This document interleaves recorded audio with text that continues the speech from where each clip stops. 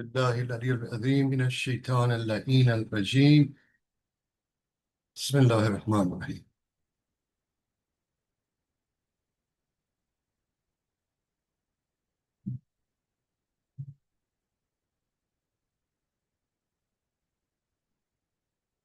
Well, we only have two right now. Where's everybody? There's Riaz, Mary, Jose, Middle.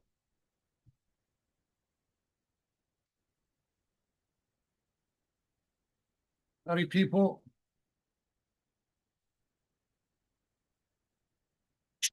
All right. Saying who else is coming. All right. Jesus, this thing froze. All right. Okie dokie. The wisdom of reality in the word of Isaac starts with the poem. The ransom of a prophet is a beast slaughtered as a sacrificial offering. But how can the bleating of a ram compare with the speech of man? God the mighty made mighty the ram for our sake, or its sake, I know not by what measure. No doubt other sacrificial beasts fetch a higher price, but they all are less than a ram slaughtered as an offering. Would that I knew how a mere ram came to be a substitute for the vicegerent of the merciful. Do you not perceive a certain logic in the matter at the realization of gains and diminution of loss? No creation is higher than the stone, and after it the plant, in a certain sense and according to certain measures. After the plant comes sentient being, all know their creator by direct knowledge and on clear evidence. As for the one called Adam, he's bound by intelligence, thought, and the garland of faith.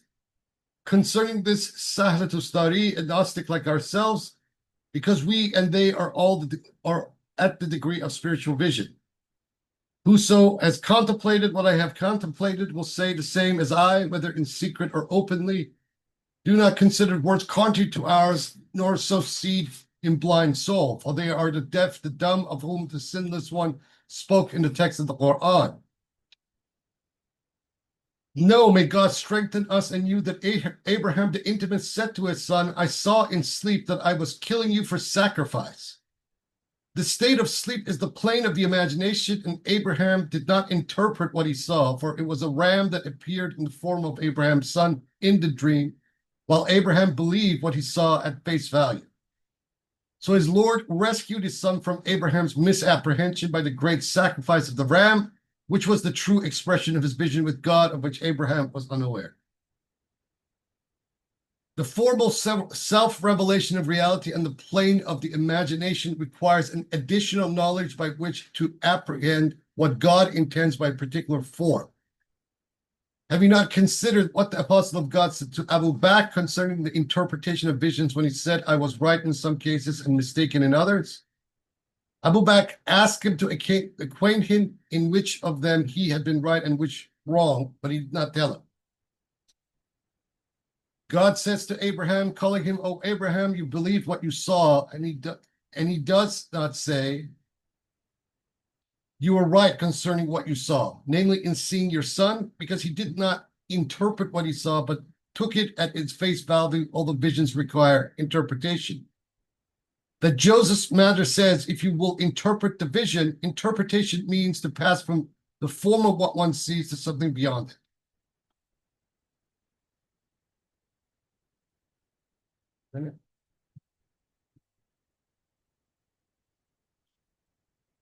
Thus were the cattle symbols for years of scarcity and plenty. Had he been true to the vision, he would have killed the son, for he believed that it was his son he saw, although with God it was nothing other than the great sacrifice in the form of his son.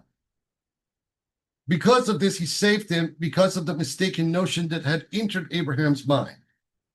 In reality, it was not a ransom in God's sight, but the sacrifice itself. The senses formulated the sacrifice, and the imagination produced the form of Abraham's son. Had it been a ram he saw in the imagination, he would have interpreted it as his son or as something else.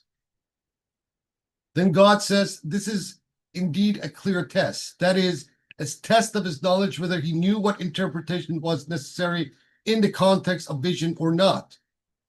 Abraham knew that the perspective of the imagination required interpretation, but was heedless on this occasion and did not deal with the perspective in the proper way. Thus, he believed the vision as he saw it. Taqi ibn Mukhallat, the Imam and author of the Musnad, heard that the Apostle has said, "Whoever sees me in sleep has seen me in waking, for the devil cannot take my form upon himself."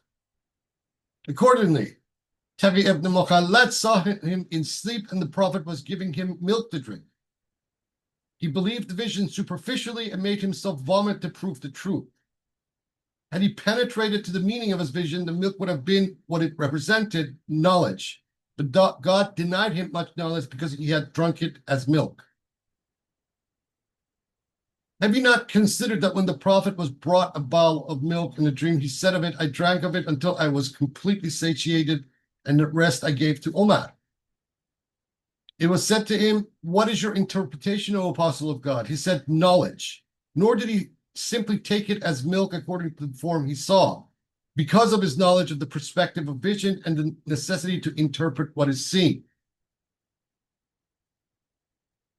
It is well known that the form of the Prophet perceived by the senses is buried in Medina, and that the spiritual form and subtle essence have never been seen by anyone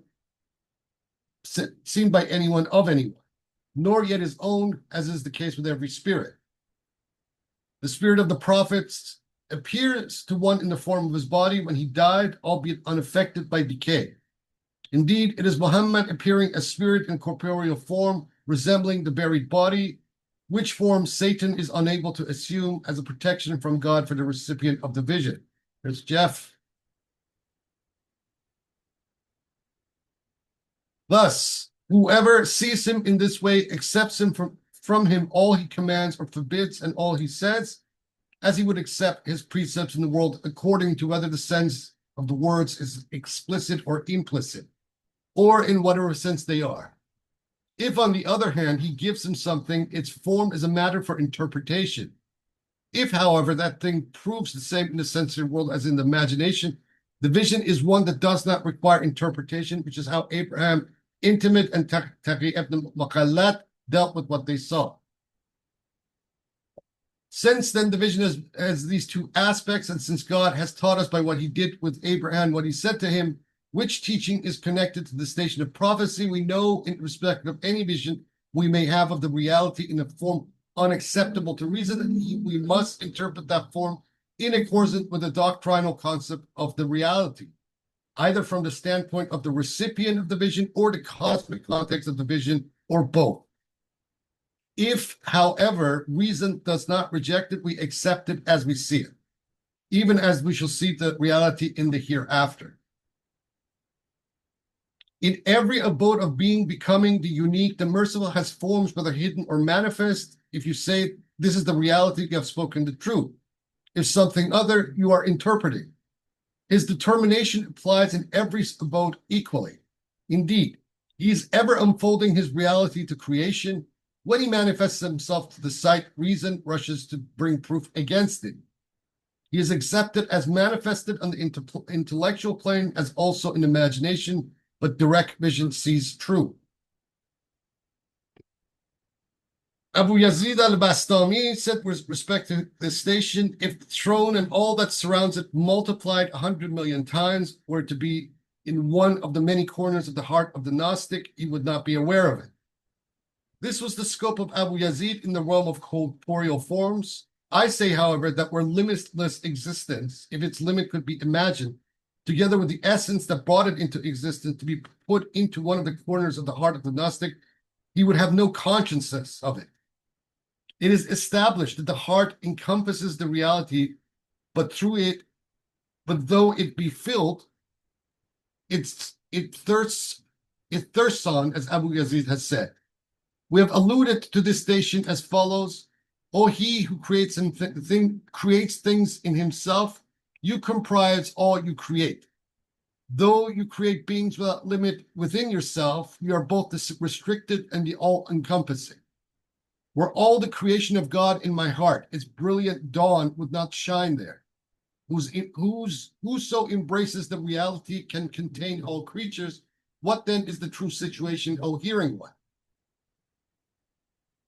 Every man creates by his fancy in the imaginative faculty that which has existence nowhere else, this being a common facility. The Gnostic, however, by his concentration or himma, creates that which has existence beyond the origins of the concentration. Indeed, the concentration continues to maintain its existence, which depletes it in no way at all. Should the attention of the Gnostic be deflected from the maintenance of what he has created, it will cease to exist unless the Gnostic commands all planes of existence.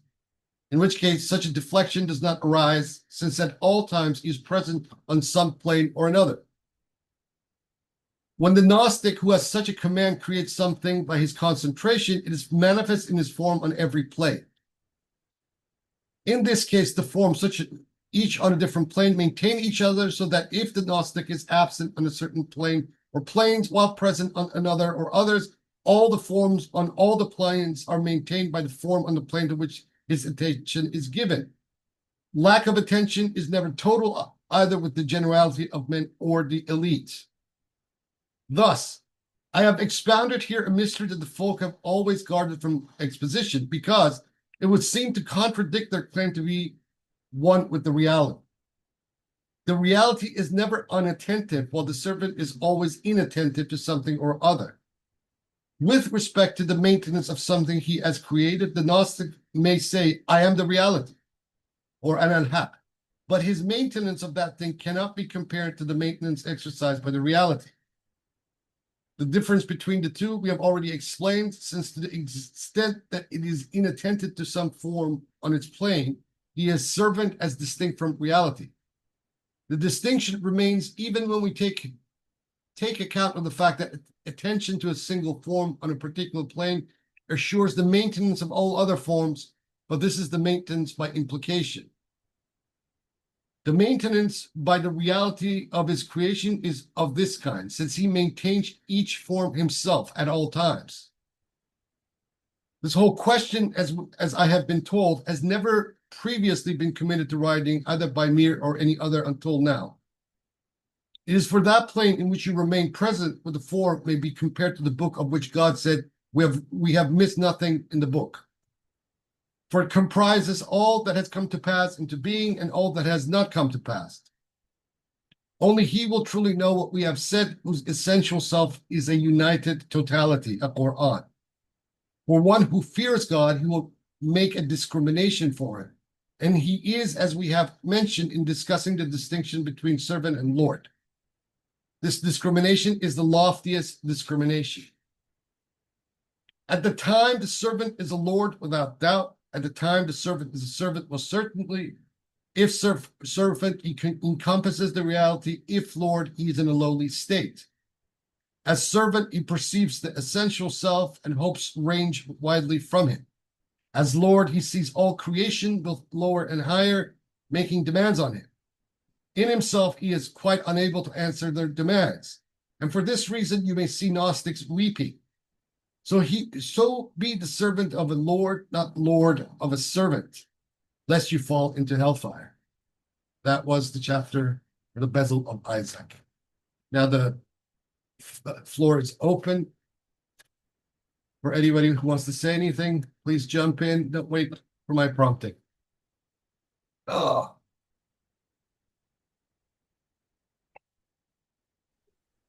Sorry I was late. No worries. I couldn't make it on time today, but Right. but I wanted to be here nonetheless. Um, Now tonight I feel like a Gnostic who is weeping. What's happened?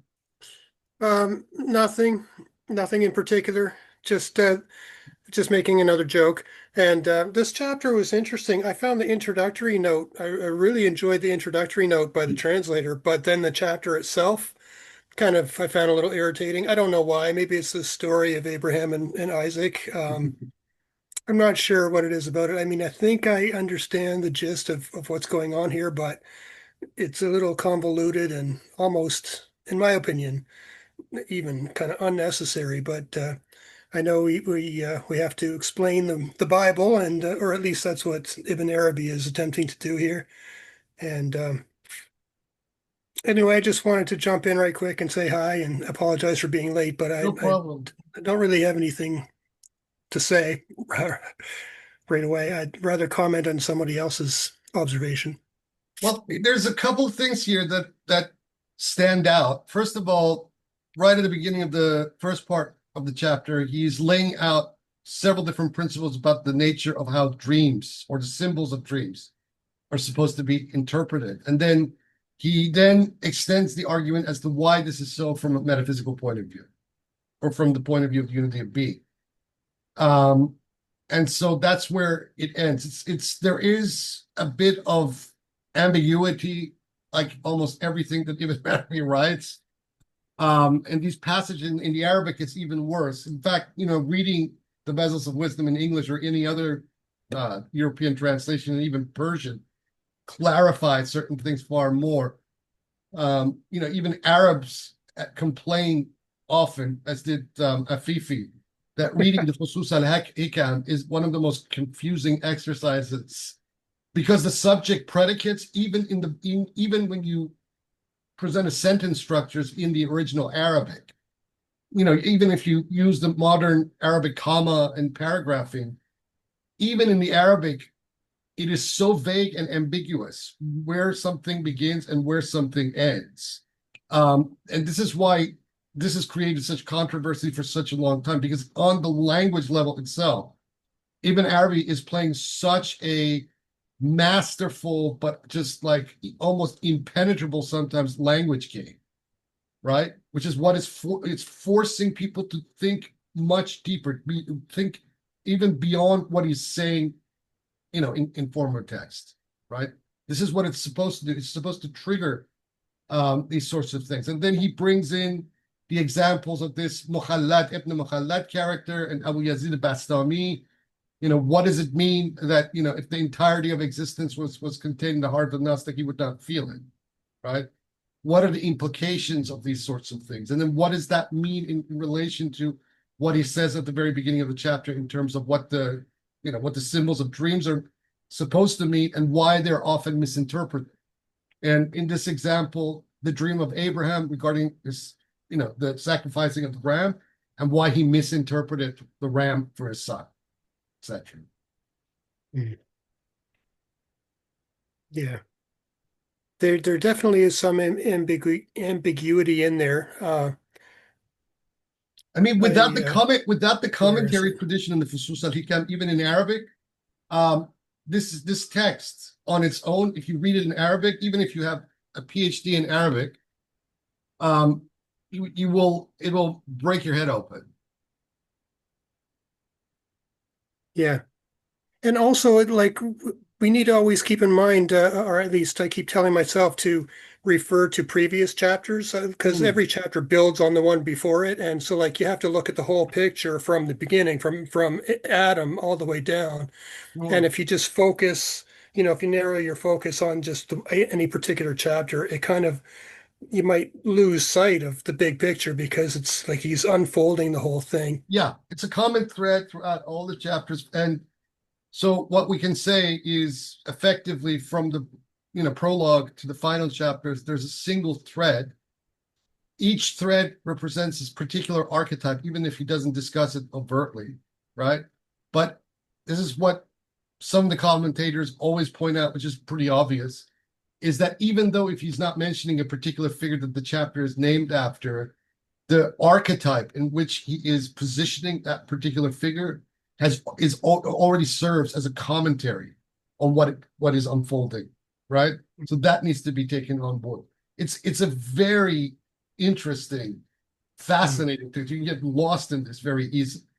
That's Yeah. why these commentary traditions are important. That's why people with the ability should always go back to his Futuhat al-Makkiyah, because all of these themes here are augmented in 560 chapters, you know, Mm. with 13 volumes in the current critical edition. So what this is just a condensed form of all of that. And this is why it has created such controversy. But even still, what it is doing is extremely potent exercise in non-dualism. Mm. And the non-dualism is not monochromatic, because whenever you mention something like non-dualism to certain people, the first image that comes into people's mind is a monochrome, right? And this is the problem with trying to get a hold of this idea of non-dualism. What Ibn Arabi shows, and you find this also in certain Indian Vedantic texts, is that no, it's not a monochrome. That's the fallacy. Non-dualism is dynamic, very dynamic, right? So then once you understand that basic premise, then these kind of oscillations between oneness and manyness becomes an exercise in understanding the nature of this non-dualism. What does that mean? Right. Right. Yeah, good point. I just want to back up a moment too and fix something I just said a moment ago. He's not trying to explain the Bible. That was a bit of um, um, a glib outburst there. He's trying to expound metaphysics, and he's using obviously Quranic references to do it. So and there's definitely a flow, like an unfolding happening from archetype to archetype. So just wanted to take back what I said about trying to explain the Bible, because that's definitely not the exercise here. And Well, he's trying to explain a biblical narrative in his Quranic iteration through his own interpretive lens. Let's put it that way. yeah. Or he's trying to expound something very, very profound Yeah, in the language that's yeah, available to him, which is, yeah, yeah, the narrative. yeah. Uh, um, One other thing I was going to ask you about the word hima. You already answered it for me. I think that's Yeah. is concentration the good translation there? It's one of its meanings, but I've usually translated himma as intentionality, because it's not just the passive. Himma is not just the passive concentration. Okay, there's an intentionality. So there, it is synonymous with the Arabic word niyyah, which is usually used in the context of people making an intention before their prayer. So before you do the salat or even dhikr or whatever, you make the intention to do it, right? It's a very important internal act before the performance of the prayer. But himma has a more active sense and has a multifaceted kind of meaning in the technical language of the Sufis, and particularly Ibn Arabic. But intentionality is probably the best way to capture that Okay. concept of himma. Yeah, Okay. Okay, great. Okay, thank you. I'll let someone else go. Thanks. sure.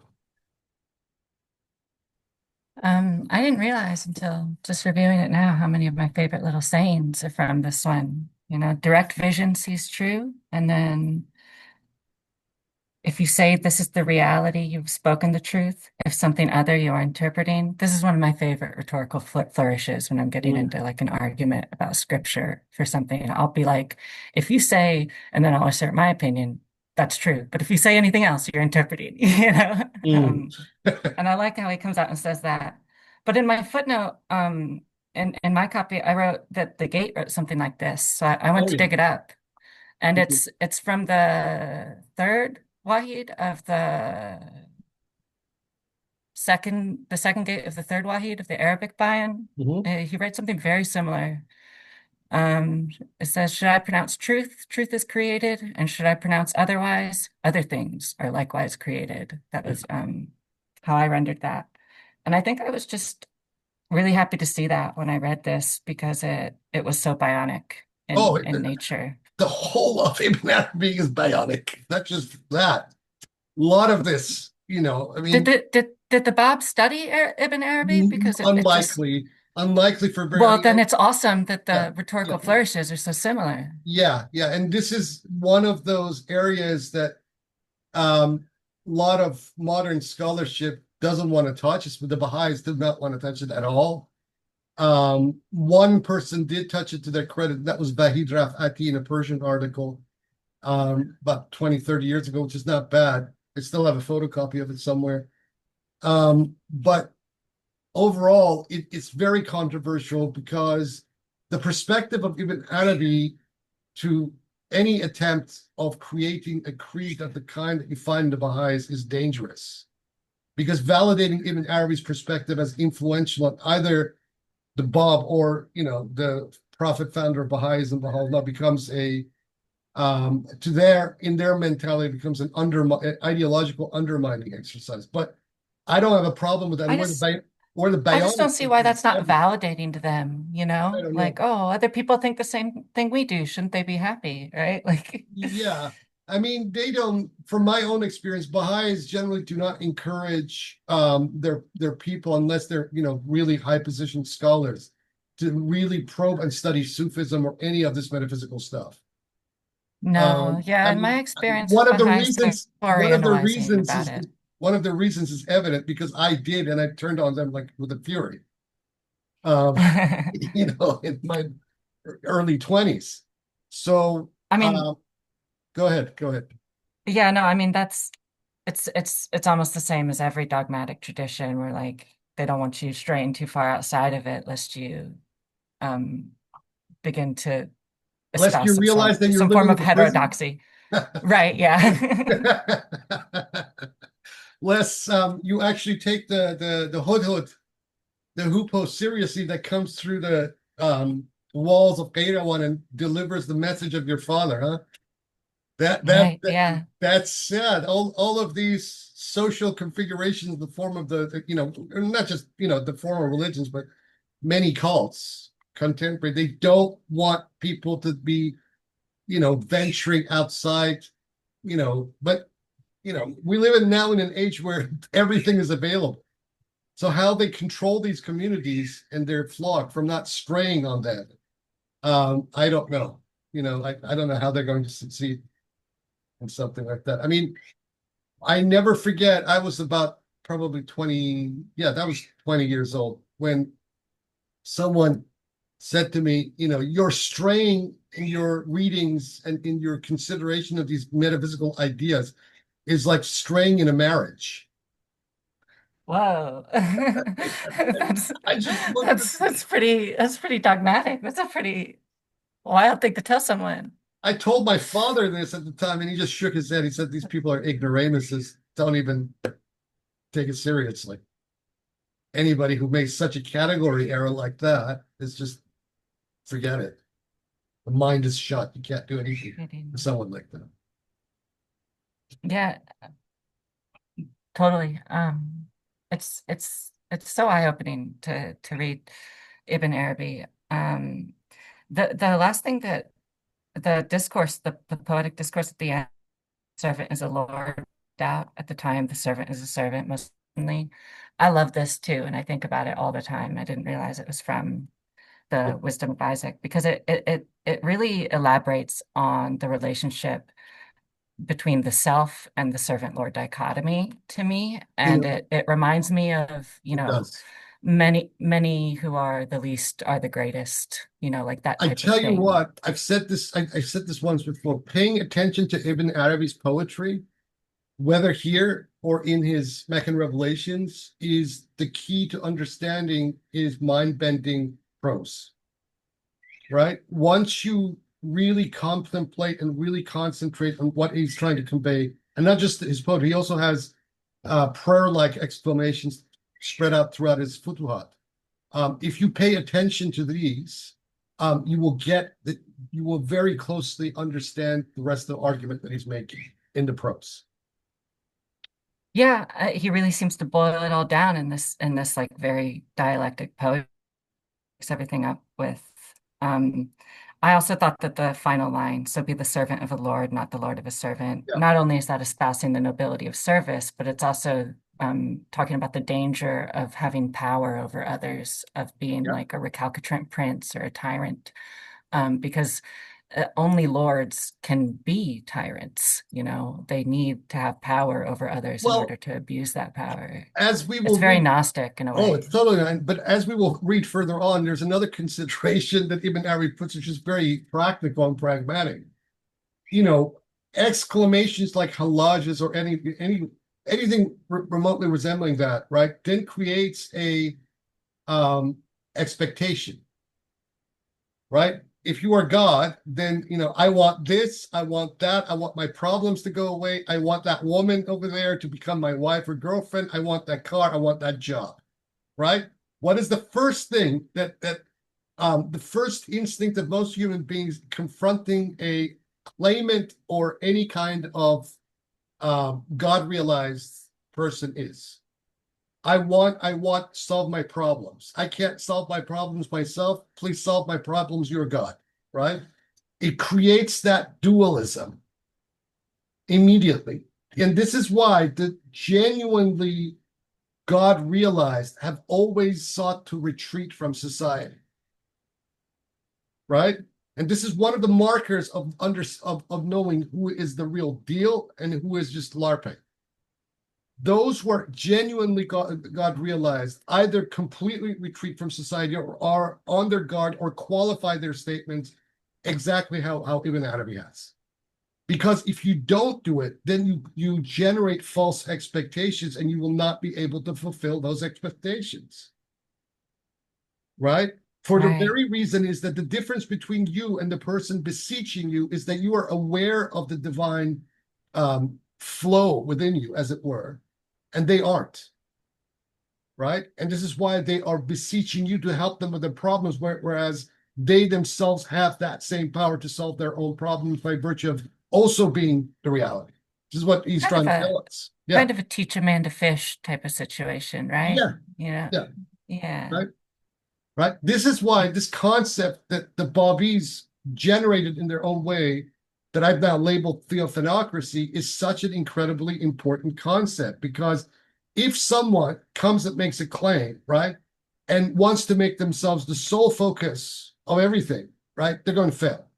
But if even on a practical level, this notion says that whoever comes into a path is likewise engodded and is becoming awake to this fact and should therefore take responsibility as a self-disclosure of God in the greater, plurality and multiplicity of the world. This changes the configuration, and on the political level, right?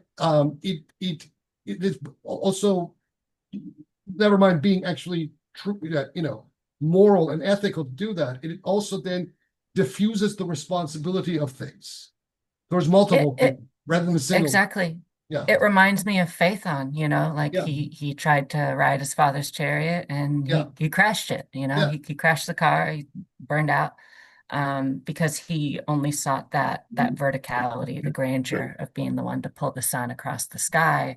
yeah. But if he was really cognizant of everything that the sun's light touched, he would have considered the horizontal element a little bit as well. He would have kind of That's socialized it a little more. one, and this is one thing that I have been very clear about from the very beginning of things that I have been doing publicly, is that this notion that Ibn Arabi constantly hammers at us about the engoddedness of everything is something that needs to be taken on board for people who are true adepti, right? So that, in essence, in my mind, this is the remedy against the kind of cultism that we have been witnessing over the last 100 years, especially, under in the West.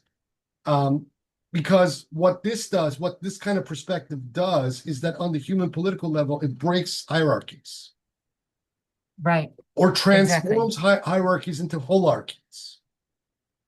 Yeah, it's the difference between asserting like an absolute authority over everything and actually considerately participating in everything. Rulers are insulated by their power, and this is a danger to them ultimately that they don't realize. But by rendering themselves one of the people that is, subject to their own rule, then they are, insulated from the danger of falling from a great height, of falling Well, into the hellfire. thing is that they won't subject themselves to their rule. Well, let me give you an example of it, since I've been criticized of this by an idiot recently. Take this Abdullah Hashim, head of the so-called Ahmadi religion of light and peace. Mhm. He has made all these proclamations and issued these very silly manifestos recently, talking about the divine just state, which is a completely literal Platonic totalitarian utopia, right? But by the Right. same Kind token, of how but people misinterpret the Republic a lot. yeah, I mean, it's like a classic textbook misinterpretation of Plato's Republic. But Exactly. here's where this gets really funny and eyebrow raising at the same time. He claims that he is outside his own framework, that his framework it does not apply to him. He's its leader and its implementer, but he is outside. He can do and say whatever he wants. He's not bound to the very framework that he's trying to impose on his own community and, in his delusions, the world. Yeah, that's sort of like one-sided rule. It automatically marks someone a hypocrite in my Yeah, mind, Like if you wouldn't want someone ruling over you the way you're ruling over others, then why are you doing it, basically? Um, and people are just power hungry. yeah. That's all it comes down to is they just want more and more power. But People are power hungry because they don't understand the nature of power. And, this really came home to me many years ago when I was sitting in a very brief retreat, and the only thing I was supposed to be reciting was La hawla wa la quwwata illa billahi al-aliyyil azim. No power and no strength is there saving God, the high and mighty. And I was to only recite this and nothing else, and contemplate it while I was reciting it. And it just dawned on me that the nature of power is the nature of God, and that to wield power is to lose it in your ego. Your desire for power you will never quench that desire. So what do you need to do? You need to break the desire itself. Once the desire is broken for obtaining that power, the power flows through you. This is the paradox.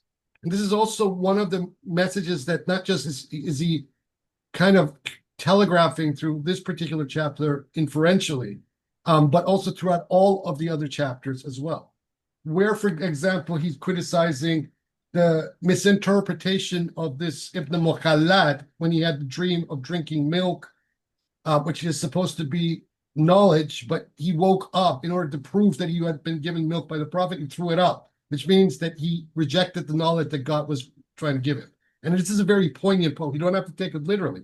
But this is the thing. The only way that you will understand the nature of something, right, such as power, is to have it imbued in you. If you take that power literally, right, or you try to prove or assert that power or whatever it is literally, you lose it.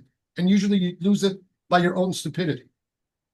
With this mukhallat, for example, throwing up the milk that the prophet had given him to prove to others that he had it, right? So what does that tell you about the nature of power? Those who have power are flaunting it. And by flaunting the power, it is like throwing it up. Why? Because power is one of the basic bedrocks of the universe. It's the nature of God. right. It's sort of like knowing when to just let things go their own way, Yeah, where names and forms should end, where authority and enforcement should end. Letting things fall into their own natural rhythms is where true power is, and trying to control these rhythms or trying to moderate them is a fool's errand in completely every full. way. What you should be seeking is to let these powers control you. Let the power of the universe Exactly. flow through I, you. You I was cannot going to say wield it. that. Yeah, It's like almost like the point of it becomes, rather than trying to acquire power, to seek out forms of power that you approve of and to purvey them or to make their way easier for them, to move something out of the proverbial road, to stop up or to let the stream flow freely. Um, yeah. let these flows of power actually do their thing without interfering with them. This is also one of the other reasons why this whole concept of theocracy does not make any sense to me. Is that the rule of the spirit is already a fact.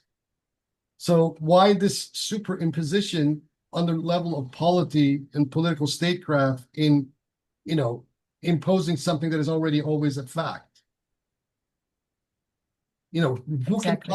Who can possibly speak for the totality, for the reality itself in its totality? Um, kings and presidents, I guess. Sorry. I'm done. Thank you. That was all very insightful.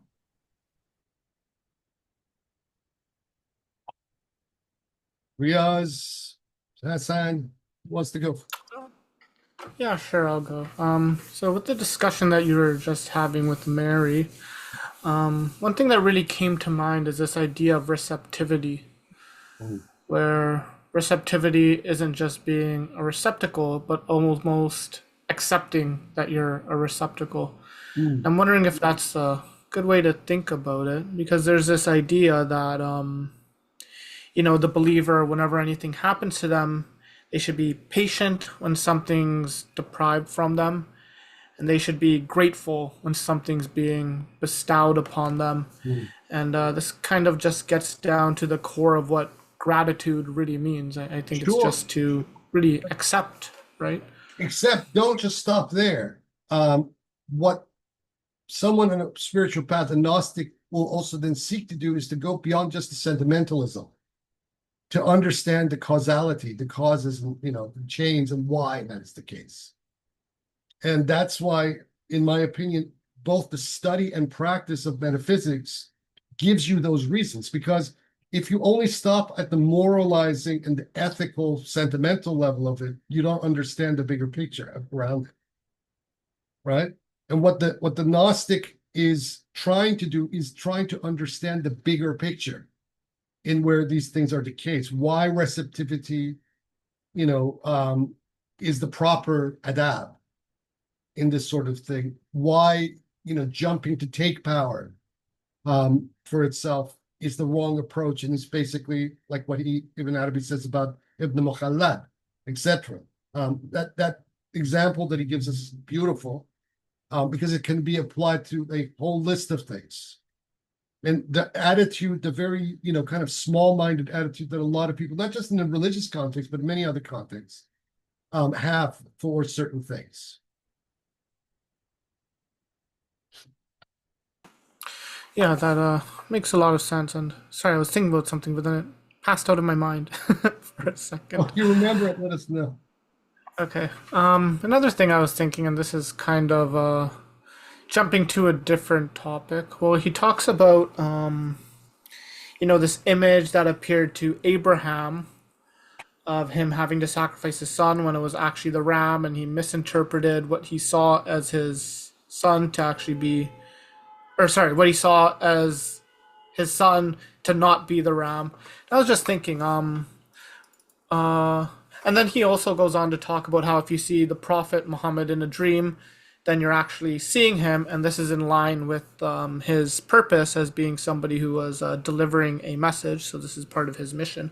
But it also got me thinking about what about like Isa alayhi salam being crucified, because plenty of people claim they saw him to be crucified, but in the Quran they say, "Oh yeah, we just made it seem like he was crucified. He wasn't actually being crucified." Here's the That's question basically, you're not supposed to render to consider martyrs dead. yeah, They crucified in appearance and image, but it requires interpretation, just like a vision. I'll let why he take this, but I think that it's basically just a matter of, no one really dies, especially if they're Gnostic, especially if they're enlightened. You can only apparently torment them, not actually. this is one of the thorniest questions of Christian Muslim polemics, and you're not going to solve it by a literal reconciliation of those two narratives. I think there's a lot to be said about the Docetist kind of possible influence. There were a lot of different Gnostic groups in Arabia at the time. We also have a very strange assertion in the Quran about Ezra, in that Ezra, that the Jews of Arabia considered Ezra to be the son of God. There's no, I've not seen any evidence, for that. So that's a question that has completely baffled scholars ever since. Where does that come from? Be that as it may, I think the Gnostic Docetist concept of Jesus's crucifixion is one that is very likely the paratext to this particular, story in the Quran. Very, very likely. But what Mary said, I think, as a principle, should also be taken on board. If the Quran is saying that no martyr is ever dead, then if we take Jesus's crucifixion, then by default he falls into that same category. So he's not actually dead. They didn't really kill him. They only killed his semblance, and it can be interpreted that that semblance is just the physical body. The spirit was left complete. The Christos Angelos, which is what the Gnostic Docetists apply, doesn't die. There's no death involved, just the body. Yeah, Okay, in yeah. a lot of Gnostic Gospels, Jesus dies laughing on the cross because they think they're killing. It's like Suwardi Yeah. and the owls, Yeah. condemning the chameleon to the daylight. They thought that they were beating him, but you can't kill an idea or whatever. Yeah, and actually, the thing I was thinking just came back to my mind. I was thinking about how, this emanationist perspective, when we think about our own lives, as we see ourselves as sort of being, I kind of want to say like metaphysical consequences of higher dictums, for lack of a better word. And this dovetails pretty interestingly with what's just been said about Jesus. Yeah. As an idea or as a concept. Well, not as an idea, as a concept, but, as something more than just like the flesh and blood in human. Yeah. Right, as being something that's almost like, well, I guess we're all sort of transcendent in that sense, as we're all sort of emanationally instantiated. Whether in the exoteric religions, but even, as I've argued recently, in things as far afield as contemporary psychedelic communities, this materializing argumentation about something is a tendency that seems to happen again and again. So it's not something just exclusive to the Abrahamic traditions. We're seeing this in modern alternative spirituality communities as well. And I mean, basically the stoned ape thesis, right? Mary and I were talking about this yesterday. Then I wrote an article about it afterwards. The stoned ape theory is that all religion, all human consciousness has evolved as a consequence of these apes finding psychedelic plants and taking them, and they've evolved. But this is like a cart before a horse kind of argument, and it doesn't take into account that there's far more complexities involved, whether on the evolutionary scale or even in terms of the birth of the various religions. These people want to argue that the psychedelic crowd, that all religions are born by interactions with psychedelic drugs. This is their Terence McKenna first posited this argument, and the argument is full of fallacies. It is extremely uber materialist, right? Because it wants to have its cake and eat it too. It accepts as as kind of an unacknowledged premise the scientific materialism of modernism, right? But then wants to then have a sort of performative form of spirituality or higher metaphysics, but without the actual foundation of what any of this kind of stuff means. And it's very prevalent idea you find amongst a lot of white middle class alternative spirituality people, especially those who are into the psychedelic. They all argue this stoned ape theory. And it's a fallacy, ultimately. Yeah. I'm just laughing because I have some friends who used to grow marijuana, right? And their biggest worry was about deer going into their crops and eating all their marijuanas. And I'm thinking, how come we don't have any hypercognitive deer running around that have just discovered sentience because they ate somebody's best weed? Yeah. Yeah. Yeah. Yeah. Yeah, I think it's sort of it's a way for people to sort of rationalize their drug usage as being something transcendental, and Yeah. well, I mean, like, Yeah. I mean, anthropologically transcendental. I mean, you can say that's transcendental in some sense. So yeah, that's how I think about it. Yeah, there's probably a fair bit of anthropomorphism in there too, There's because a like, why don't huge you? amount of anthropomorphism, and there are just fallacies every which way you analyze this argument. I'm not dismissing entheogens altogether. I mean, entheogens have played a very important part in my own life. And, the Fatimiyya Sufi order is a Hayoma-based order. That's how I founded it. But that argument in itself that these people are positing is nonsense. And it's a very dangerous argument. It's very typically, Western uber materialist scientistic, but without having any proof, without considering all the complexities that are at issue here. And it's also an iteration of the same kind of spiritual materialism that we find in literalist Abrahamic narratives, whether it come from the Christians believing that Jesus Christ is the literal flesh and body manifestation or incarnation of God, extremely problematic argument, or whether we get it, in its iteration in Islam in the forms that we know about. And these are always full of all kinds of they're reducing the spirit to merely matter, or to not just even matter. They're reducing spirit to appearances, material appearances. And last closing thought, I think that it's not only are they reducing the spirit to the physical appearance, but they're sort of stopping at that boundary, like over here.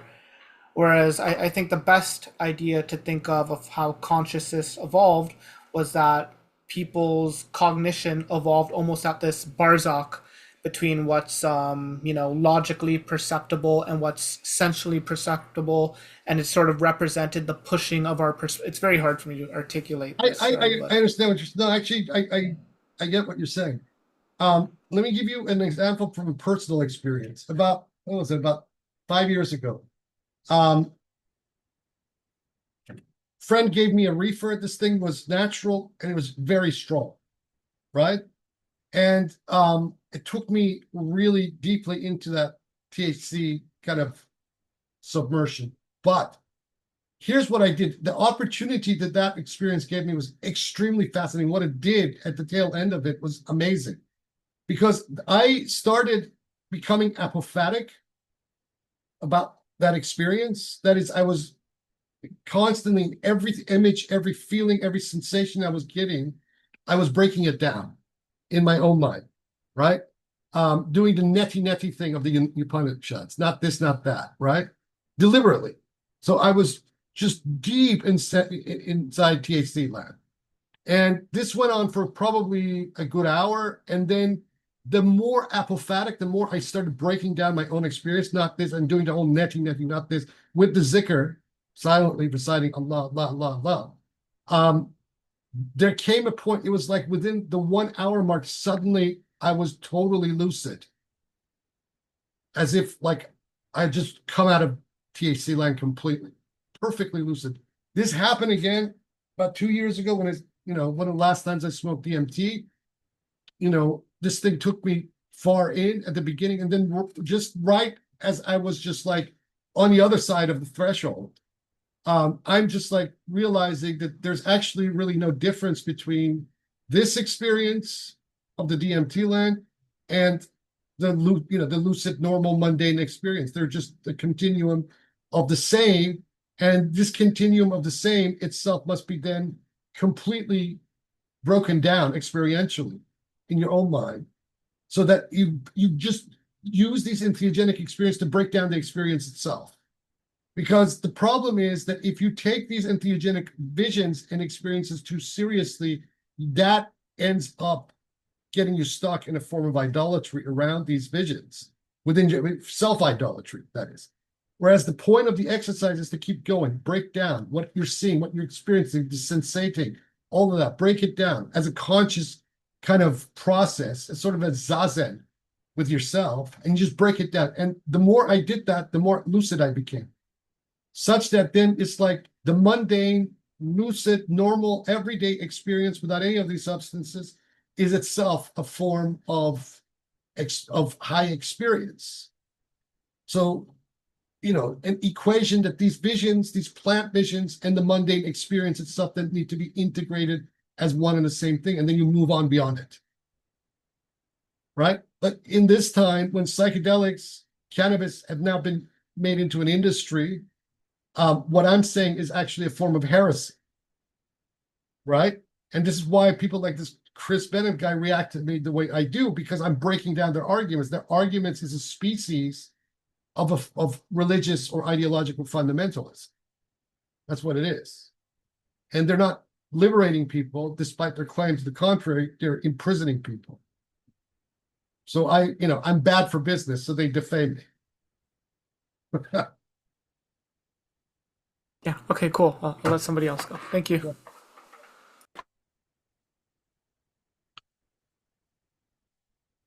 Hassan, you want to say anything? Yes, I have several questions. Uh, okay, the first one, I think you answered to a degree, but nevertheless, want to repeat it. The case with this Muhaddis Mukhalid who had the dream of drinking milk, then he vomited, then he was prevented from a great deal of knowledge. Now, here, my question is because of his false interpretation, there were bad results. But the problem is if we do not experiment with our dreams and their interpretation, we won't get anywhere. So, That's true. Well, I don't. because it gives the idea if you are wrong with the interpretation, there would be bad consequences. But if we do not try to interpret them, we anyway won't get anywhere. Yeah, that's 100% correct. But how to interpret them is the issue. The issue is not interpreting them, is that the knowledge or the key to the correct interpretation is what is at issue here, right?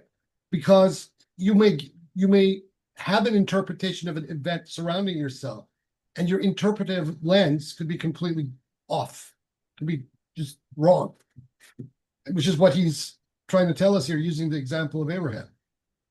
What Abraham saw, he misinterpreted, and what this Khalid ibn Mukhallat saw was also he misinterpreted.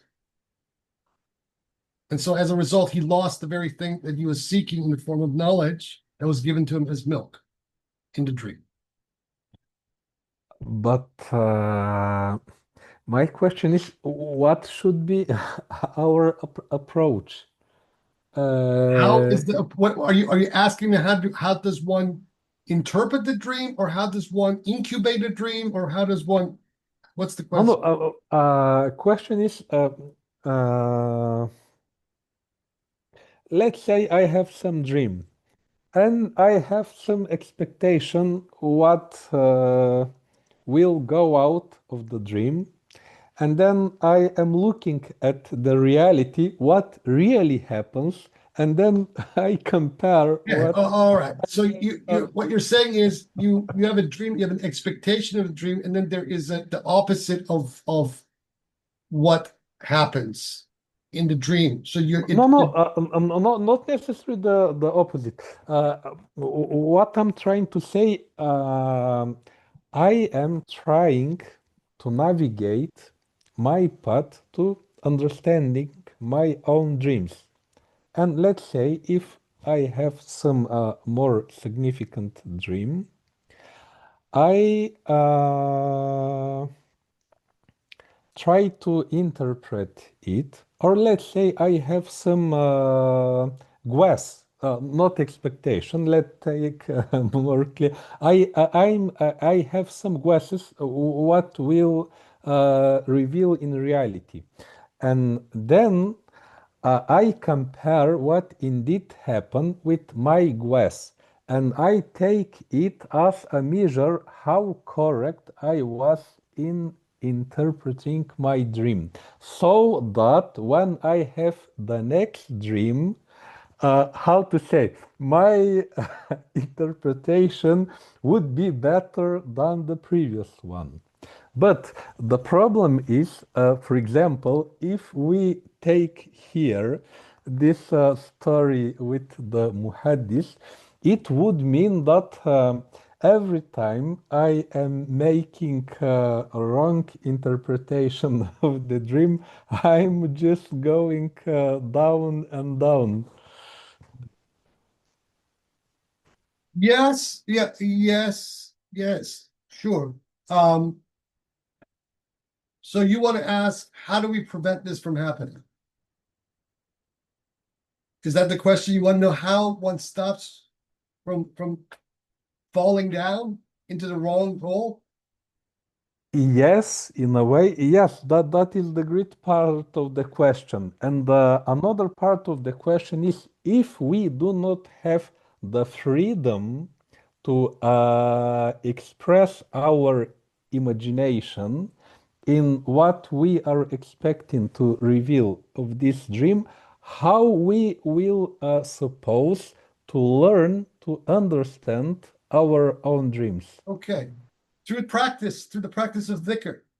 That's kind of the the guiding subtext. Um, the more you practice, the more your intuition expands. The more your intuition expands, the more the very contents that intuition produces will become transparent, right? And so then what is required over time is for you to understand the facets of that content of your intuition, right? To penetrate its content, to understand the transparencies, the causalities behind them, the nexuses, all the various things, right? You're never going to understand the contents or interpret the contents of your own dreaming or archetypes by just simply taking a book and reading it and then trying to map out your own archetypal intuitive content by template. Why? Because your own experience is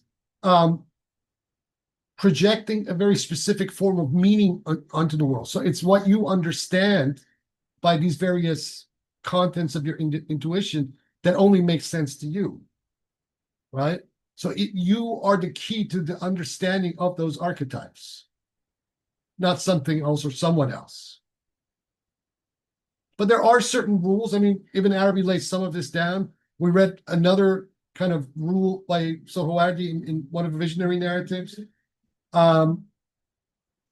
There is no hard and fast rule, but the way to get there is to practice. The more you practice, the deeper you go into the practice, the more you consciously then interrogate the contents of your own mind as your own psychologist, right?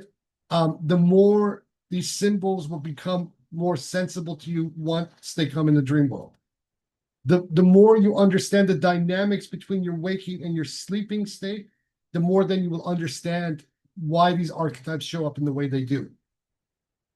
Okay, I had one client come to me and say made an extremely interesting observation that it took me a long time to try to understand about them. And that is, she said that most of the dreams that she has, there's like a real separation of time between her conscious and her subconscious. So she said that a lot of the dreaming that she does, most of her dreams are relating to contents of experiences that she had maybe 10, 15 years before. And that she rarely dreams about events that are happening now or are in close proximity to the time that she's in. And I found that very interesting because then what it made me try to do with her was to try to break down her own notion of time, because somewhere in her subconscious, she was stuck on the progression between one point in time and a previous point of time. There was just like something wasn't allowing her to come into the present. So she was only dreaming about things that she'd experienced 10, 15 years before. And but the fact that she was conscious of this, and that it bothered her because she wanted answers to events that were happening now, not to just regurgitate things that she had experienced 20, 15, 30 years ago.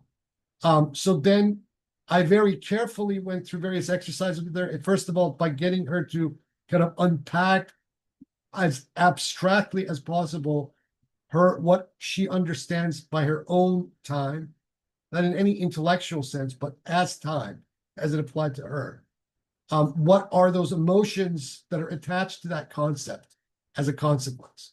The further we got into looking at, the closer we got to what was, what was impeding or what was propelling this kind of pattern of dreaming. And when we got to it is that her trauma around events of the past created a ping effect in her notion of time, right? Such that she was always having in her subconscious having to catch up. This was the issue. So once she kind of got that, so the next step was that, well, we need to minimize this ping effect that you've had over trauma that has occurred in the past. And that in itself takes a lot of inner work. And the only way that you can unravel it is to do some kind of a spiritual path like this, similar, whether it's Sufism or something else. But that requires a level of, personal introspection and a discipline of personal introspection that is that needs to be properly taught. You give the grounding to someone, and then you get them, no matter what it is, to practice it on their own time.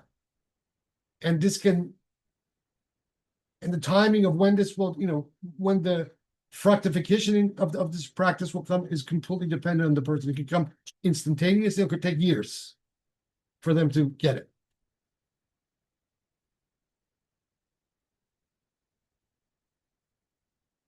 Okay. My next question is, it is more of a comment. It is in the part where it is he is saying, yes, about vision of God. If we see God in such a form which is rejected by Hawa's Delil Akli, that the argument of reason, then we should interpret it to such, how to say it, conception or form of God which is approved by the Sharia. But if we see God in such a form which is not rejected by the reason, then we take the vision as it is. And in the commentary of Kayseri, it was given as an example, the hadith where in the day of judgment, God will reveal himself before the people in many different forms. Until and they'll reject them until they appears in the form that they accept. Yeah. Yes, they will reject the forms that they see are not proper or even defective, and will accept only the forms that they. Think of it this way, okay? Take that as the axiom. We say, if we take the axiom that is running throughout Ibn Arabi, that God is, or the self-disclosure of God abides in the essence of everything there is, okay? Then whatever content that you glean in dream state is that. Just what Ibn Arabi said in this very chapter. So what you're beholding is the reality, the haqiqa, or haq, right? And this is why it becomes tricky then to interpret this, because the reality encompasses such a vast network, or infinite, indefinite, even beyond that, an indefinite network of things that when it comes to your own experience, unless you are traversing a genuine spiritual path such as this, right, and properly navigating your own mind with a practice, it is very easy to misunderstand what you're seeing, right? But if you understand as an axiom that it is actually the reality itself that you're beholding, in the contents of your mind, right? Then by the axiom of a non-dual metaphysics, you just need to realize this is the fact, and that also your conscious state is a facet of the reality. So when these two are wed, when there is that aha moment that my dream state is the manifestation of reality, my conscious state is the manifestation of reality, I am both particular and universal. Simultaneously, I am both Lord and servant. Simultaneously, I am apt and rap and apt. This is all happening at the same time. Once you come to that point, not just as a intellectual axiom, but really taste that, okay, then these unravelings become, you start to interpret your own experience correctly. You start to understand the trajectories and causalities of the past correctly. You see the present correctly.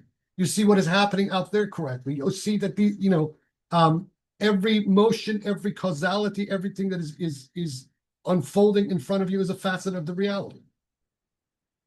It's all same thing, but not same in a monochromatic way, in a profoundly, can't even language it, but in a profoundly non-dual, but yet animate and multifaceted way simultaneously.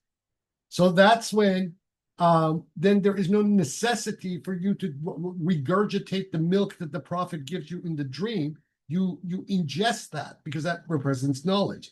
But when you don't understand these various facets and their continuities with each other, which is what happens between the subconscious and the conscious mind, right? That is when these mistakes, these interpretive mistakes happen. And the only way that you bridge the gap between the subconscious and the conscious is to have a practice, to have this sort of, not just, by the mere rote repetition of a word or a mantra or a dhikr, but using that as an active mechanism and key to unravel these various things that your conscious mind is not understanding. Because what a genuine spiritual practice is doing throughout most of its stages is trying to, shorten the gap in your own mind between your conscious mind and your subconscious and unconscious. This is what we're doing. Once that final integration happens between these three elements of your mind, then you are tasting the non-duality. You can then say, like Ibn Arabi, Subhana man atara al-ashya wa huwa ainuha. That's when this, or an al-haq or whatever, it is at that point when these three facets of the mind, the conscious, subconscious, unconscious, are united, then unlike Abraham, who hadn't fully integrated these three elements of his own mind, you will see the ram for what it represents. You will understand what milk means, right? And so, just as Ibn Arabi says throughout several of his poems, you don't reject anything.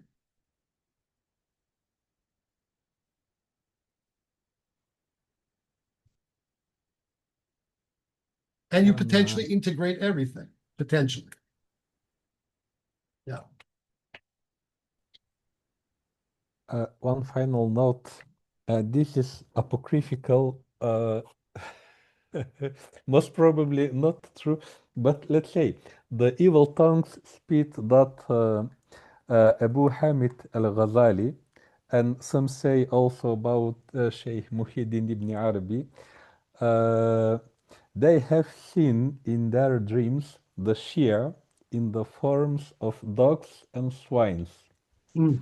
And their further explanation is that initially they thought that this Allah Ta'ala is revealing them the very low status of this group. But after a time, they realized that the message is the opposite direction. Because of their own low status, they were not capable to see their real status, so the defects were in themselves. Uh, Here, I just want to take the moral of the story, not the figures themselves, because what is said in the text here is that the vision which we have speaks both can potentially speak both about the person who is having the vision and the person about whom the vision is, About. that the subject object relation, it is a very intricate It connection, is okay. very subtle It connection. is what. Let's put it in the terms of Sohrawardi. It is the ilm al-huduri. This is what Ibn Arabi is trying to tell us: knowledge by presence, the ittihad al-aqwa ma'qul, right? The knowledge, the unity of the knower and the known. This is the basic gist. If you're going to interpret this by Sohrawardi's philosophical categories, this particular chapter, this is what Ibn Arabi is putting his finger on within this chapter, in the context of what a dream is supposed to be and why it's often misunderstood. This is what he's telling us.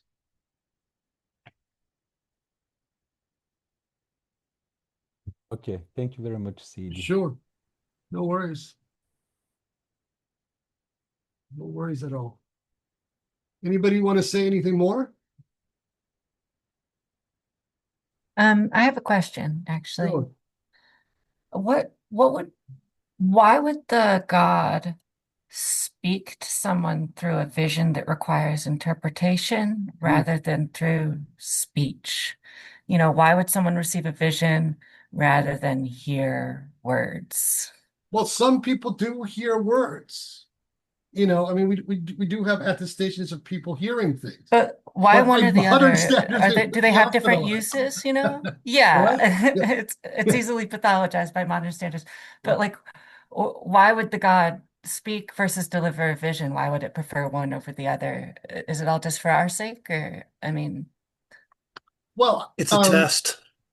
well, that's a probably test? that's more than likely part of it. But I don't think that's obviating. The thing is that why would God do something in one modality and another modality? I think the answer to that is also the station or the state, the maqam of the particular person perceiving it. It depends on how fully integrated they have become. If someone is not fully integrated, then these sorts of spiritual communications are not going to be very properly understood. I mean, because the first thing that the mind will do if someone came out and speak to them and it was really God trying to give them a message, they would deny it, just like Ibn Arabi says in this chapter. The first instinct is, this is bullshit. This is not God talking to me, right? But once that Right. spiritual progress has been made, that integration has been made between these three facets of the mind, then there's a kind of I hesitate to use it in this term, but it's sort of ontological collapse, right? Where inner and outer no longer are any boundaries. So, someone would Like walk out in the the street. difference between words and images kind of Yeah. fades So, away. I mean, this Like is the words goal. become pictures. This is the goal that the Sufi is trying to reach that point such that then every communication, your next door neighbor saying hello to you is God saying hello to you. Or that cat or Right. bird or animal, coming and saying hello to you is God, right? But because Right. of this dualistic instinct and these very sharp radical boundaries that the human mind has imposed on its experience of the world, right? The first instinct is to deny that the content of this is anything more than just the mundane. But then once you interrogate, well, what is the mundane? And what is the, continuity between the mundane and the super mundane? Nobody thinks in those terms, in those instantaneous. I mean, Right. Moses going to Sinai and having the vision of God at the burning bush He's not interrogating his mind through any philosophical categories first before having the experience. Okay. Right. Unbeknownst to him, it was his very God indeed, etc. Um, it's reminding me of this advice that's given in the Gospels to test spirits to make sure that they're like from God or that they're of God when Well, we Ibn come Arabi is across saying them. Ibn Arabi is saying it's all from God. It's just that the problem is the interrogation has to come from yourself about yourself and your understanding, rather than whether these spirits are malevolent or benefic. This brings it back around to receptivity a little bit. And Exactly. Right. So, okay, I cool. mean, I've said this to people who, a lot of occultists who over time have developed this paranoia about jinn or evil spirits being everywhere. That is their own Yeah. projection. That is literally their own projection. They're not, It's like being scared of your neighbors, right? Like yeah, there's it's being no like being scared of you. So rather than reason. interrogating their self, they're interrogating the other. Right? Rather than acknowledging that maybe my knowledge in this particular matter is deficient, they project it outward. No, my adversary or whatever the spirit, that is, that's the problem. I have to protect myself. Right. Okay, so I guess it's almost like I was asking something else entirely. Like, what's the difference between speech and images? How would we even differentiate like Well, a on the letrist basic level, forms from it's how imaginal they, ones? well, from on an imaginal capital I one, all of these collapse. So there's a synesthesia between speech and image and vision and all of that. That's the synesthetic vision that you have in the Alam Mithal, in the Kind of imaginal. makes me think of hieroglyphs, like Yeah, just being able to read the forms of things. yeah. But in common, everyday, run-of-the-mill, mundane experience, then there is a very vast distinction between the vision and the speech. Yeah, Right? it's funny how that is, actually. It's funny how that comes to be. Stuff to think about for me, I guess. All right, thank you. No worries. No worries. Well, saying you wanted to say something. Well, I just really appreciate this metaphysics of dream interpretation. I mean, I was, like initiated into Jungian dream interpretation so many years ago. This is a really nice kind of amplification of a lot of the things that you find in Jung. And as you've been pointing out, he even has he gives a kind of a schematic methodology for like all the tools that you need for dream interpretation. Um, yeah, and I mean you can map it onto certain concepts in Jung very, very closely, actually. Um, the whole idea of archetypal amplification, it's right there. The idea of personal associations that you make, he mentions that too. I just wanted to go back to one thing that Hassan was asking about, which I also made a note of, which was that same story of Taqi ibn al-Mukhallad.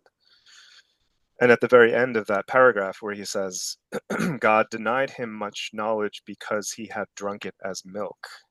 And I also made a note of this because it is acknowledging the power of interpretation to actually affect the reality, which is something you find also in divination, that divination is not just you like reading the tea leaves, it's your participation actually creates a certain reality.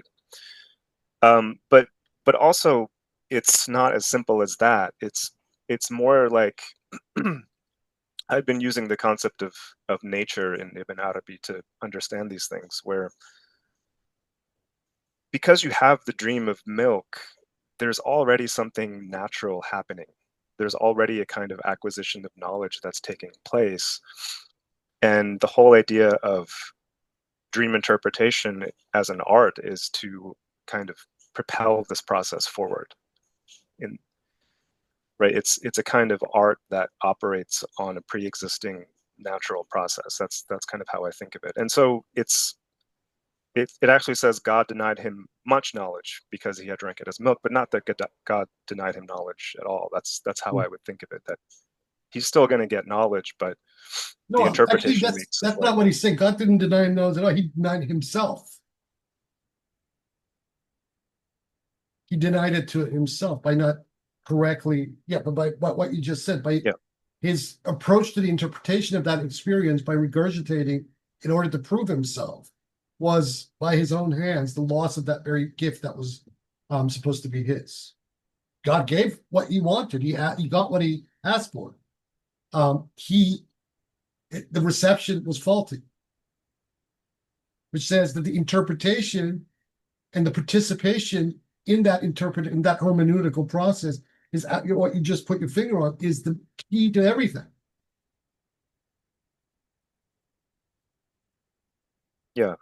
yeah, but I'm just pointing out, in addition to that, that there is a kind of, it's still going to happen, even if you get the interpretation wrong. In some sense, it's still going to happen, maybe in a weaker version. And I think the ayah from the Quran that comes to mind is something like,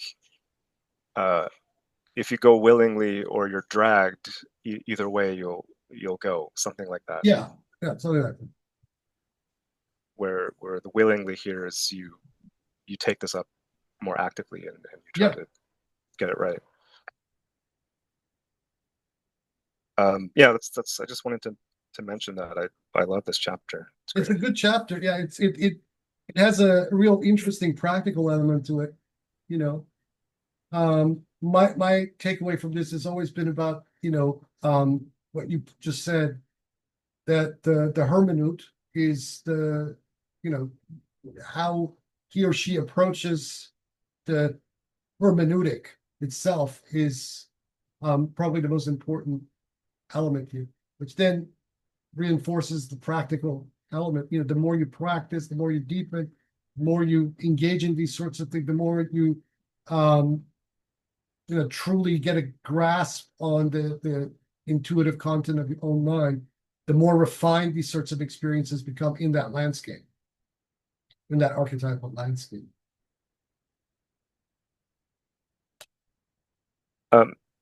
Just a question or two about the actual, if we could maybe clarify a little bit about the actual methodology that he gives. There's a couple of things that I wasn't sure how to interpret. The first is, so he says, in respect of any vision we may have of the reality in a form unacceptable to the reason, that we must interpret that form in accordance with a doctrinal concept of the reality, بالحق المشروع, as the Arabic, either from the standpoint of the recipient of the vision or the context of both, cosmic context of the vision, or both. Is he saying something like there are, and this might go against what we said earlier, that we can't just look in a textbook like a cookbook for dream interpretation, but it almost sounds like he's saying, there's some constancy, like milk is knowledge, water is knowledge. There's some, we can rely to some extent on something that's revealed. Debatable, and it's also debatable, especially in Arabic. And he says that a haqiqa al-mashru, in the sense, is instancing he's trying to bring this down to the concept of the Dharma itself, right? That's what he's talking about, because one of the considerations of Ibn Arabi throughout all of his works, and it's a consideration with its own very packed and loaded assumptions that he is doing deliberately, not unconsciously, is not to get people to wander off beyond the confines, to untangle their own commitment to Islam in the exoteric sense, because this is where it can lead, right, without an actual anchor. So his argument is more, that specific argument is more about an argument by anchor. Okay, because the fact of the matter is that there is more beyond the haqiqa al-mashru, right? That haqiqa al-mashru is operating within hudud. It has mahdudat. So, it's kind of a catch-22. So you got to be very attuned to this. And then what the rhetorical register is about, why he's doing it, that sort of thing. But fundamentally he is right, because if it is only the advanced that should be considering these things that are beyond the hudud and the mahdudat and the haqiqat al-mashru. Because if you are not at that advanced level, because this is the problem that we have throughout most of these sorts of paths. People have one or two experiences, do certain things for a very limited period of time, then all of a sudden they think they are masters. Right? Whereas the picture is a lot bigger than what they're seeing. And every moment things are changing. To actually gain mastery requires quite an arsenal, and fundamentally to collapse these three domains of the conscious, the subconscious, and the unconscious. It is only at the full moment of integration that this happens, and usually people who do reach that integrative states don't make those kind of claims in the way that Ibn Arabi is implicitly trying to warn about. You understand? That it's very subtle, and there are very loaded rhetorical assumptions in this which are being put in place deliberately. It's the man is a master at kind of covering his tracks in many ways with the orthodox. Yeah. That makes sense. And then the last thing,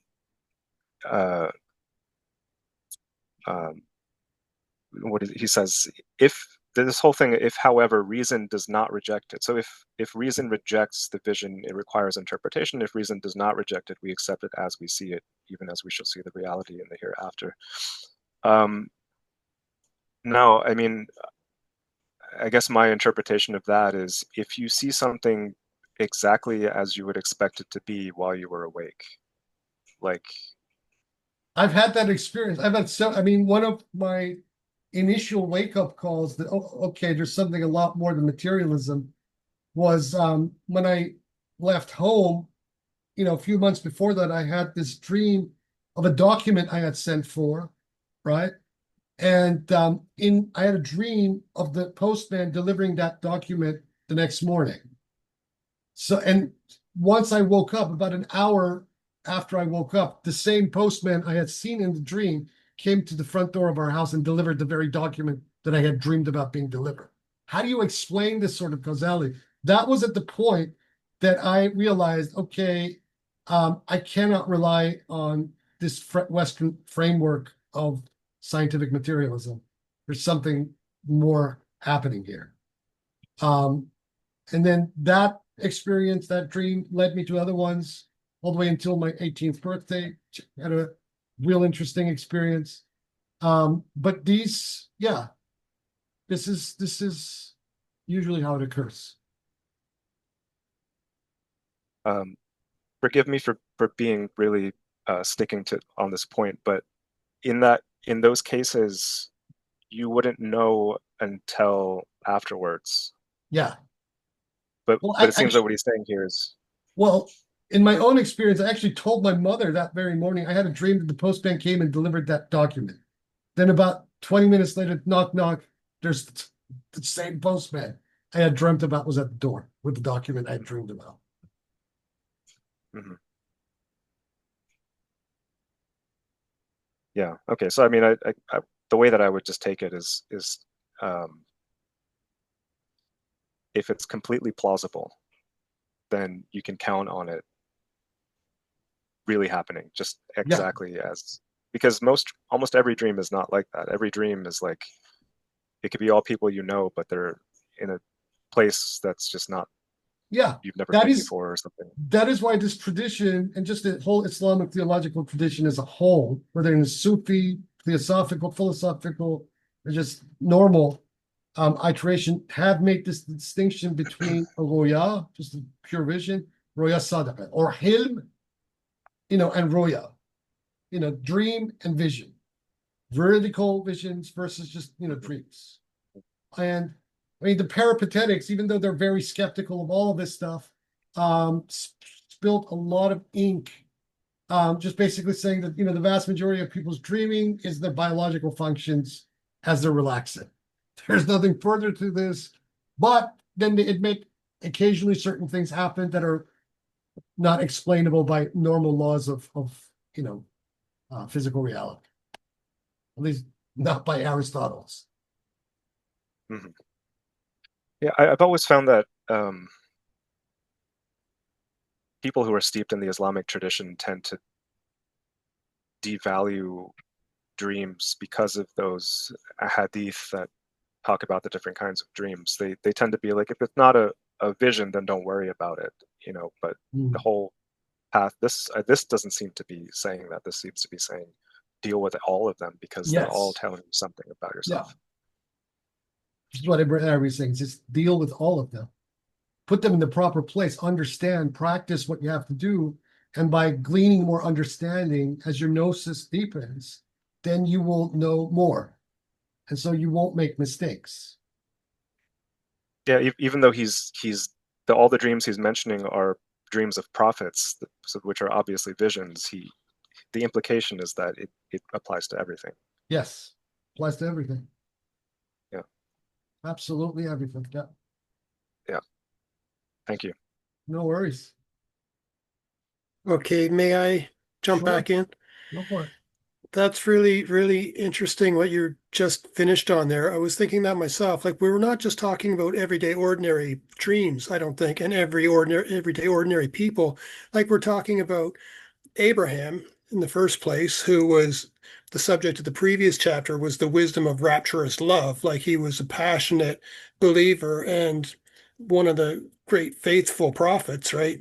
And then in the next case, they're talking about what's his name, Mukhalid, who drank the milk was fed milk in his dream. Another Gnostic.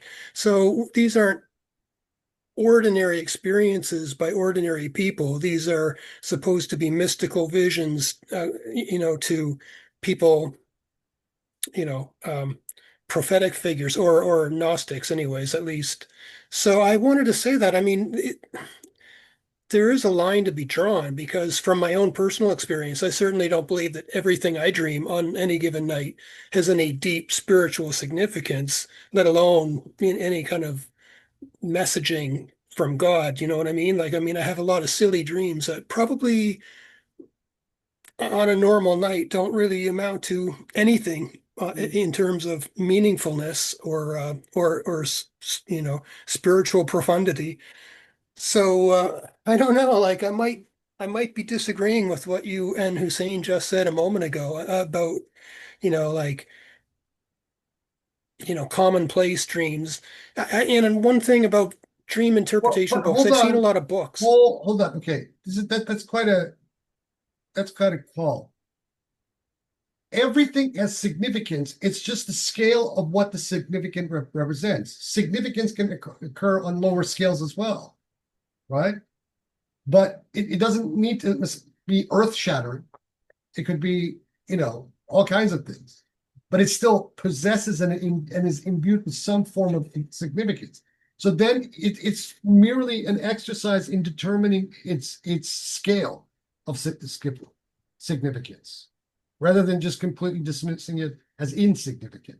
This is why what Hossein just said is fundamentally correct, right? It's all relevant, right?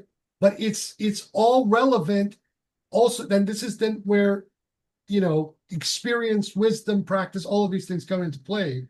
It is only at the point wherein you can understand what that scale is, rather than taking these minor little dreams or whatever it is as being these earth-shattering revelations. You put that thing in that moderate or low significant element that you have beheld in its place. And Right. maybe that low, moderate, significant element that you have beheld in a dream is actually building up to something. Also need to consider that. Right. There are many variables at play here. Yeah. Right. I see what you're saying. So like, and levels of, uh, like, I see what you're saying. So not everything, I mean, it's probably not a good idea to think of anything as being completely insignificant and completely Yeah. meaningless, Yeah. but rather, but there's got to be a scale of, relevance and, depending on, I don't even know if I can formulate the thought, but like, Well, depending on the context. let me give you this axiom. This axiom applies in literally everything that Ibn Arabi says. He says it in one of the chapters of the Futuhat of Makkiyah. It's also a very controversial statement. He says, "Glory be to the one who manifests all things and is their essence." Okay? If we take this as an axiom, right, then the insignificant is likewise an essence of God. Even if it is some kind of very minor intelligible that doesn't even possess actual existence, in the content of a dreaming state or whatever it might be. Yet it is still the reality. It is in God. Right. Right. Although the reason I'm saying is because I have some pretty silly dreams, and I hate to think like I'd hate to look at them too closely because it's I don't know. I mean, maybe I consume too much nonsense and it's infiltrating my dream state. I don't know, but yeah, maybe that in itself tells me something. But I was going to say also, back to the reason why I said this is a test when Mary was speaking, and I mentioned that this is a test is only because he actually says this.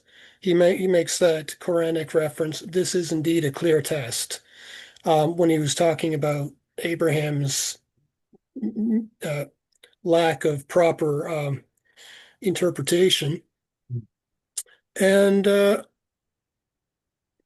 so for me, I wanted to say that one of the points of this chapter, as at least spelled out by the introductory note, was that I think the sacrifice, like going back to the story of Abraham and Isaac, I think the sacrifice is that we need to kind of sacrifice our own ego, as it were, like our small I, in favor of um, being uh, consumed, or I can't think of the right word I want to say there, but by the big I, you know what I mean? By um, being absorbed by God, as it were.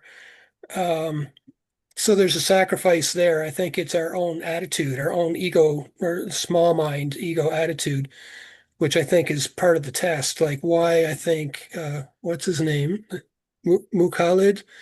Yeah. It's not so much for me that he misinterpreted his dream as much as he had the wrong attitude. Like he was hell bent on proving the legitimacy of his profound vision that he was denied, any, progress spiritually This, because he this had the can wrong happen. attitude.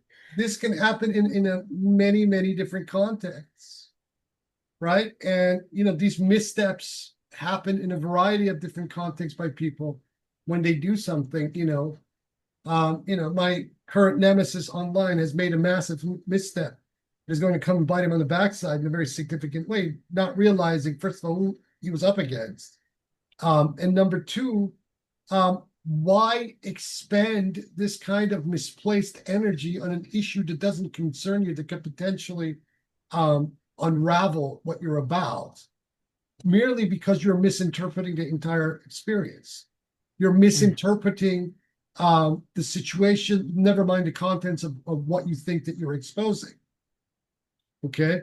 And this is very common amongst human beings, and it's especially common amongst those people who don't have a grasp on their mind, and they don't have a grasp on their mind because they don't have a practice. They don't introspect, they project, right? They don't know where to take responsibility for themselves, and then where they must then, project responsibility in something that is not their responsibility. Okay? They don't understand these boundaries. Okay? They're just running in circles around themselves. You see this in multiple different contexts, amongst multiple different groups all the time. And what the internet has done has magnified these problems exponentially because of its virtual state. And this is the interesting part for me where the internet is concerned, because the internet is virtual. It's neither actual in a concrete material way nor completely non-existent, right? It is, it is in this liminal virtuality, but what it has seemed to have done is that it is reinforcing some of the worst negative aspects in the way that human minds operate, right? So it has destroyed a lot of previous boundaries that people had between each other. It's like two dogs barking at each other across, a fence divide. But if you open the door, the dogs would be quite hesitant to attack the other one, right? Yeah. This is what the internet has done. And so, you see people that that you've, respected and loved have been transformed into these complete insane actors, Mm. All because of this liminality. And this, if Ibn Arabi was alive and he would see this today, he would say is because the reality that we're living today is that liminal and is not allowing people to either go back to a state that was before it or to progress to a state beyond it. And so then what that does is that keeps people in a certain state where then it aggravates rather than holistically bringing these three elements of the mind together and integrating them. It's creating more and more barriers. This woman I talked about before, who was just dreaming constantly of events of the past, was constantly on her phone. Her phone was her relationship. Her phone was her everything. Her phone was her connection to her world, her friends, her everything. She had very minimal interaction with actual human beings in a friendship orbit, right? So what do you think that does to people? What do you think that does to the mind over a period of time? Yeah. Right. Yeah. Yeah. It shrinks it pretty much, and yeah, atrophies it quite a bit. Yeah.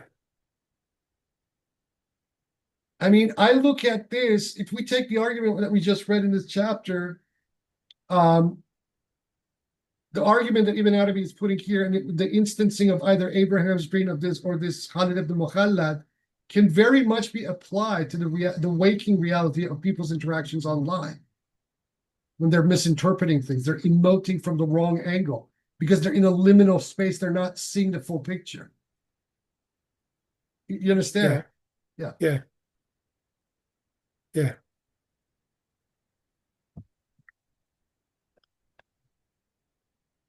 All right, people. Okay. Does Thanks. anybody have anything else more they want to say?